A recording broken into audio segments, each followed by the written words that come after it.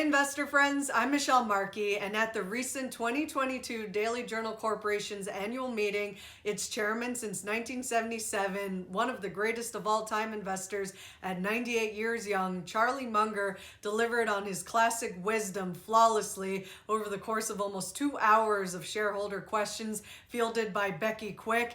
And in today's video, we'll mostly focus on exactly what he said with regard to the Daily Journal Corporation's and his own family's investments in Alibaba, other Chinese stocks, and some of his favorite assets. And I'll also touch on how much I think DJCO invested in Alibaba. And if you also enjoy studying some of the greatest of all time investors or goats of investing like Charlie Munger, I'd love if you could please like and subscribe to my video and YouTube channel, because I'm so excited to share the wisdom that Charlie also relayed to all of us. And there's so much we can learn, and I greatly appreciate it. So let's get into it. So in order for us to listen closely to Charlie's simple defense on the Alibaba investment, I'll try to abbreviate some of the shareholder questions because, as Becky said, I got lots and lots of questions on Alibaba. That was the one question that I received more than any other. One shareholder asked Charlie to explain why he's right about DJCO's significant investments in BYD and Alibaba, and why he feels differently from Jeff Gundlach, who that shareholder cited as believing that China is uninvestable because Jeff doesn't trust the data or the relationship between the US and China, and also the risk that investments could be confiscated. So with all that, Charlie responded by saying, well, of course, only the future knows who's going to be right.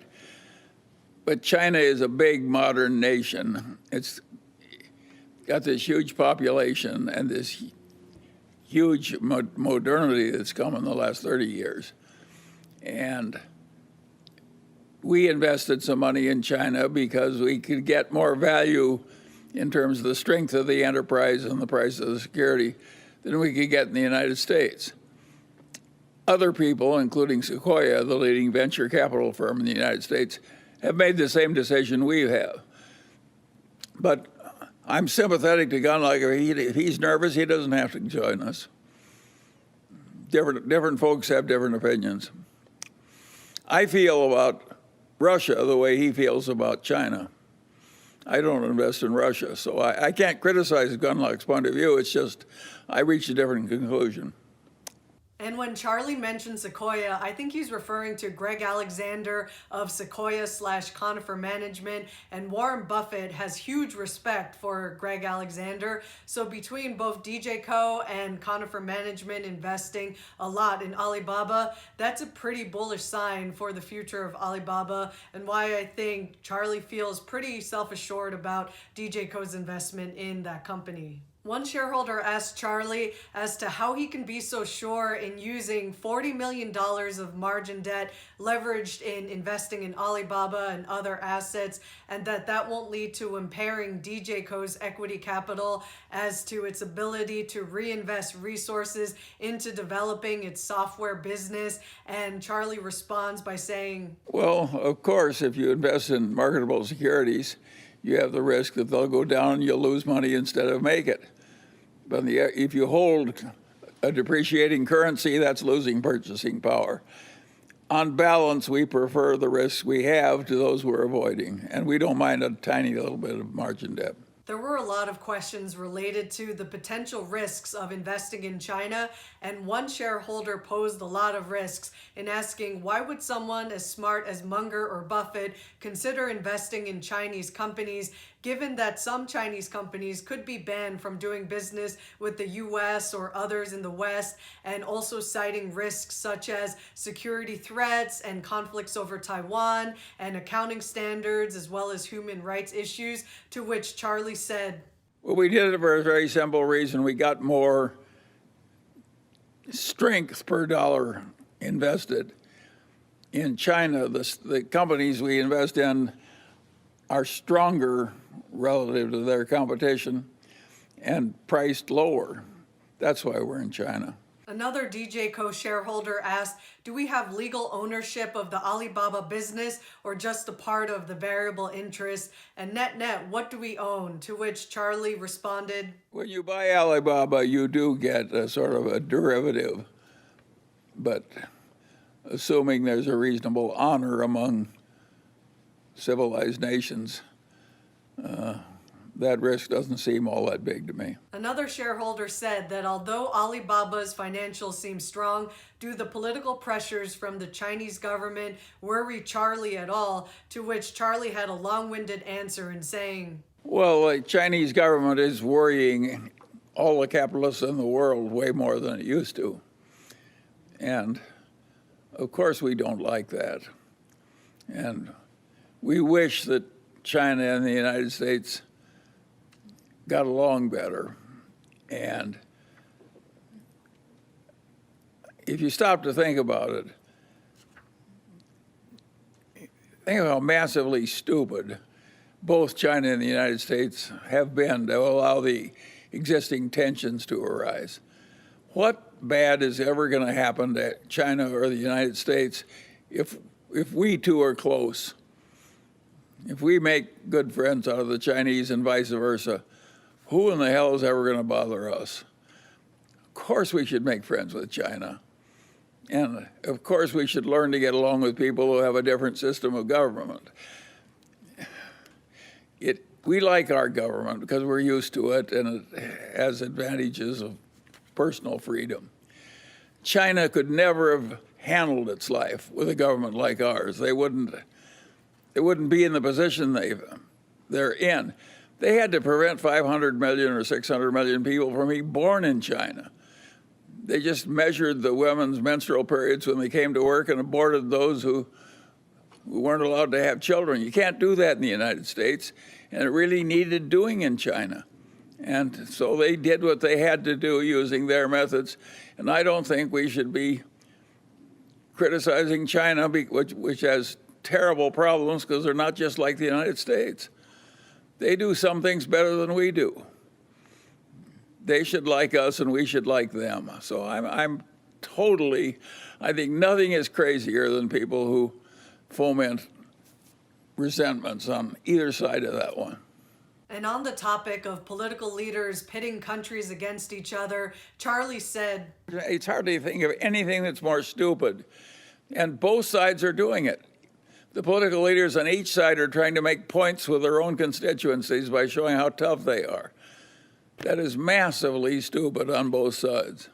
the following questions were pretty good, but sometimes when you try to give Charlie too many questions, he might not answer all of them fully. So someone said that Alibaba is trading at a deep discount to its US peers, like how Amazon is trading at 3 times Alibaba's PE. So the person asked, at what discount should we be buying Chinese stocks given the political, regulatory, and ownership structure risks?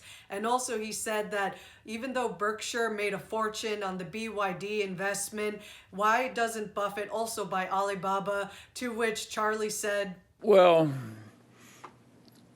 Warren, like many other intelligent people, likes to invest where he's personally comfortable. And for some reason, I'm more comfortable with the Chinese than he is. That's a minor difference. But I have all kinds of places where I'm just like Warren. I have all kinds of things where I'm not comfortable, and I just don't go near them. I think an old guy is entitled to invest where he wants to invest in. What makes you uncomfortable? What do you not? It's okay to have some things that you just don't want to bother with. Like crypto? I got I don't lots of think questions on Alibaba that. I don't think Alibaba is as entrenched as something like Apple and Alphabet.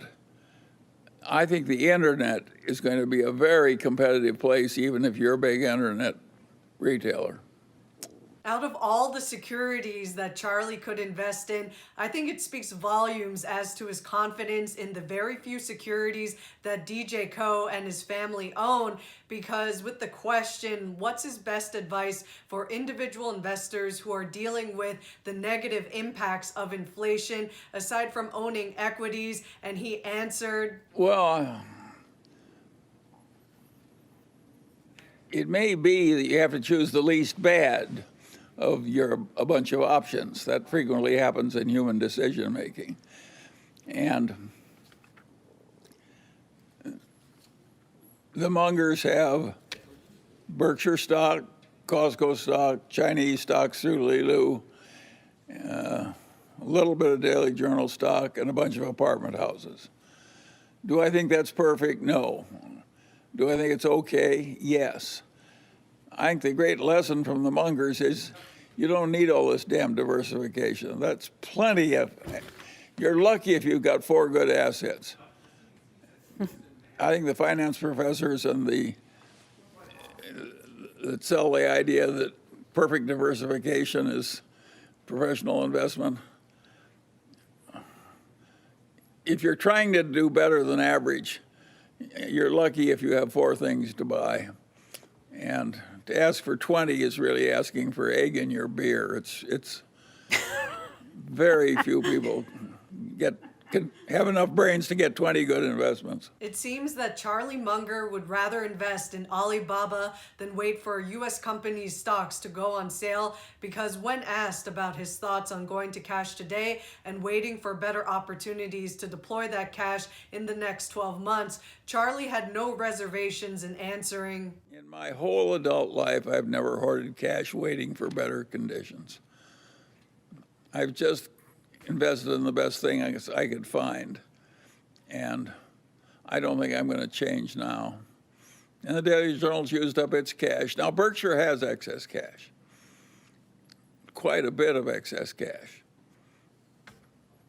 But it's not doing that because it thinks it knows how to time investments. It just can't find anything it can stand buying.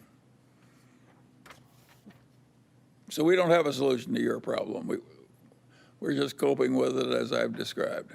part of me sort of wonders if Charlie and DJCO could have bought Alibaba on the Hong Kong exchange and avoided having to report their ownership because they bought the US listed New York Stock Exchange BABA instead of the Hong Kong version. So I think that he doesn't entirely mind if people clone him, but he doesn't want to make it entirely obvious so that everybody can copy him. And one concerned shareholder said, as a shareholder, am I entitled to know what overseas securities we own on margin? To which Charlie shared a classic reply of, well, the practice at Daily Journal and Berkshire is the same.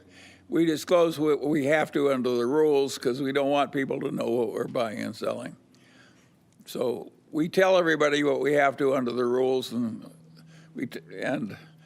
we keep it confidential until then. That's our system. and speaking of overseas securities, we can try to guess at the value of some of this and putting together various puzzle pieces, like in drawing from the DJCO 10Q quarterly report from Q4 2021, as well as the 13F filing as to what U.S. listed equities DJCO owns, as well as looking at the stock price of Alibaba. And in doing some back of the envelope calculations, I estimate that DJCO could have invested nearly $100 million in Alibaba throughout 2021.